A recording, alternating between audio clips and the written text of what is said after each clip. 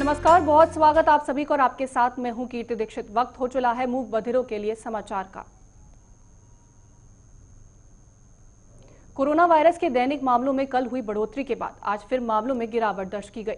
केंद्रीय स्वास्थ्य मंत्रालय के आंकड़ों के अनुसार पिछले 24 घंटों में संक्रमण के 47,638 नए मामले सामने आए हैं, जबकि गुरुवार को 50,200 नए मामले दर्ज किए गए। वहीं इस अवधि के दौरान वायरस के कारण 670 मरीजों की मौत हुई, जिसके बाद देश में कोरोना वायरस से संक्रमित होने वाले लोगों की कुल संख्या 84,11,724 हो गई। वहीं देश में अब तक कुल 1,24,985 लोगों की कोरोना वायरस के कारण मौत हो गई है। इसी बीच देश में कोरोना वायरस से ठीक होने वाले मरीजों की संख्या में भी लगातार बढ़ोतरी हो रही है। देश में संक्रमण मुक्त होने वाले मरीजों की कुल संख्या 77,65,966 है। पिछले 24 घंटे में 54,157 मरीजों ने वायरस को मात दी है और अस्पताल से घर लौटे हैं।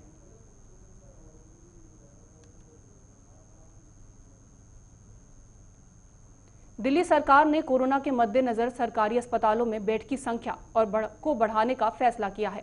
दिल्ली सरकार ने कोरोना के लिए आईसीयू बेड और सामान्य बेड को ज्यादा बढ़ाने का निर्णय लिया है। दिल्ली सरकार ने बयान जारी कर कहा कि वह दिल्ली में कोरोना के केस लगातार बढ़ते देख रहे हैं और पहले से ही मेडिकल इंफ्रास्ट्रक्चर के सभी तैयारियों को पूरा करने में लगे हुए हैं, ताकि भविष्य में कोरोना के केस बढ़ते हैं तो किसी मरीज को सरकारी अस्पतालों में बेड की कमी की वजह से परेशानी का सामना न करना पड़े।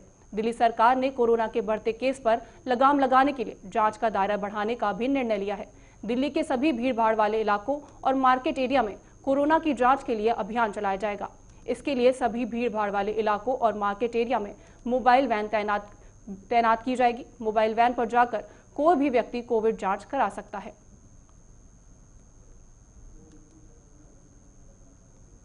दिल्ली सरकार की हर एक कोशिश के बावजूद दिल्ली में हवा का स्तर लगातार खराब होता जा रहा है और केंद्र सरकार की एजेंसियों के आंकड़े के मुताबिक राजधानी में वायु की गुणवत्ता पिछले साल दिसंबर से घटकर अपने सबसे निचले स्तर पर आ गई है और प्रदूषण फैलाने के मामले में पराली का योगदान 42% है। विशेषज्ञों का कहना है कि प्रतिकूल मौसम संबंधी स्थितियों और पड़ोसी राज्यों के खेतों से निकलने वाले धुएं की वजह से बुधवार रात धुंध की घनी परत छा गई है, जिससे वायु गुणवत्ता सूचांक AQI गंभीर जोन में पहुंच गई है। पिछले 24 घंटे का औसत AQI 450 रिकॉर्ड किया गया, जो पिछले साल 30 दिसंबर के बाद से सबसे खराब स्तर पर है। तब यहां AQI 446 था। दिल्ली के सभी 36 मॉनिटरिंग स्टेशनों पर वायु की गुणवत्ता गंभीर श्रेणी में दर्ज की गई। दिल्ली से सटे पड़ोसी शहरों फरीदाबाद, गाजियाबाद, ग्रेटर नोएडा, गुरुग्राम और नोएडा में भी वायु प्रदूषण का स्तर गंभीर दर्ज किया गया। उत्तर प्रदेश की योगी सरकार ने दिवाली को लेकर सरकारी कर्मचारियों और किसानों के लिए बड़ा ऐलान किया है। एक तरफ जहां सरकारी कर्मचारियों को दिवाली बोनस देने का ऐलान किया गया है, तो वहीं दूसरी तरफ किसानों के लिए मंडी टैक्स को घटाने का भी फैसला लिया गया। सूबे की योगी सरकार ने बोनस का 25% हिस्सा तुरंत नकद देने के लिए कहा, जबकि बाकी 75% हिस्सा PF से जोड़ने के लिए कहा है। इस संबंध में योगी सरकार ने वित्त विभाग को निर्देश भी दिए। सरकार के इस फैसले से 15 लाख राज्य कर्मचारी लाभान्वित होंगे। दीपावली से पहले सरकार ने के इस फैसले से खजाने पर 1022 करोड़ का अतिरिक्त भार पड़ेगा। उधर योगी सरकार ने किसानों के लिए बड़ा ऐलान किया है। किसानों के लिए मंडी शुल्क 2% से घटाकर 1% कर दिया गया। सरकार के इस फैसले से लाखों किसानों को फायदा होगा। किसानों को अपना अनाज, फल, सब्जी बेचने पर ज्यादा मुनाफा मिलेगा। हरियाणा विधानसभा में प्राइवेट सेक्टर की नौकरियों में स्थानीय लोगों को 75% आरक्षण देने के प्रावधान का बिल पास किया गया है। इस बिल में सूबे के 50,000 रुपए प्रतिमाह से कम वेतन वाली नौकरियों में स्थानीय लोगों को 75% आरक्षण देने का प्रावधान है।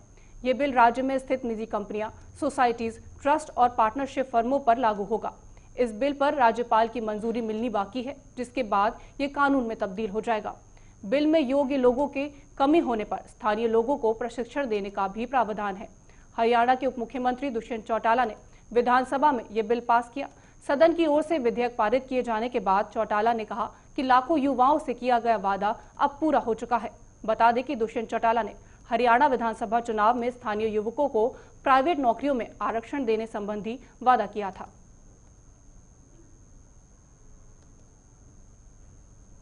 सीएए एनआरसी के विरोध में उत्तर प्रदेश की राजधानी लखनऊ में पिछले साल दिसंबर में एक हिंसक प्रदर्शन हुआ था। वहीं योगी सरकार का प्रदर्शनकारियों के खिलाफ एक्शन लगातार जारी है। प्रदर्शनकारियों पर इनाम घोषित किया गया है। पुराने लखनऊ में कई जगह आरोपियों के पोस्टर भी लगाए गए हैं। मौलाना सैफ अब्बास सहित 14 अन्य आरोपियों पर के पोस्टर सड़कों पर लगाए गए। वहीं 8 प्रदर्शनकारियों को गैंगस्टर के मुकदमे में वांटेड घोषित किया गया। थाना ठाकुरगंज में दर्ज एफआईआर के 8 आरोपी अभी भी फरार हैं, जिनके खिलाफ पुलिस ने धारा 82 की कार्रवाई करते हुए डुगडुगी बाजार नोटिस चस्पा किया है। बता दें कि लखनऊ में 19 दिसंबर को सीएए एनआरसी के खिलाफ प्रदर्शन हुआ था। इसमें पुलिस और प्रदर्शनकारियों के बीच हिंसा भी हुई थी, जिसके बाद लखनऊ पुलिस ने एफआईआर लिखकर कई आरोपियों को गिरफ्तार किया था।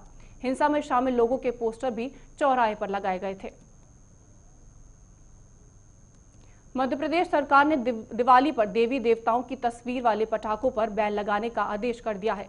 करोड़ों लोगों की भावनाओं को ध्यान में रखते हुए भले ही सरकार ये फैसला ले लिया हो, लेकिन इस फैसले ने उन पटाखा व्यापारियों के सामने समस्या खड़ी कर दी है, जिन्होंने दिवाली के त्योहारों के पहले से माल जमा कर रखा था। हालांकि व्यापारी इस फैसले का स्वागत कर रहे हैं। वहीं कई व्यापारी ऐसे भी हैं जो पिछले कुछ सालों से ही देवी देवताओं की तस्वीर वाले पटाखे नहीं बेच रहे। हालांकि कांग्रेस ने इस फैसले का स्वागत किया है, लेकिन व्यापारियों के नुकसान की भरपाई की मांग भी की है।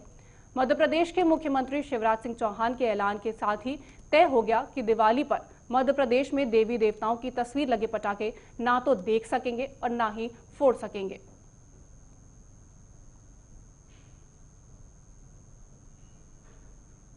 मूक बधिरों के लिए समाचार में फिलहाल के लिए इतना ही। देश और दुनिया की तमाम खबरों के लिए आप बने रहिए हमारे साथ। नमस्कार।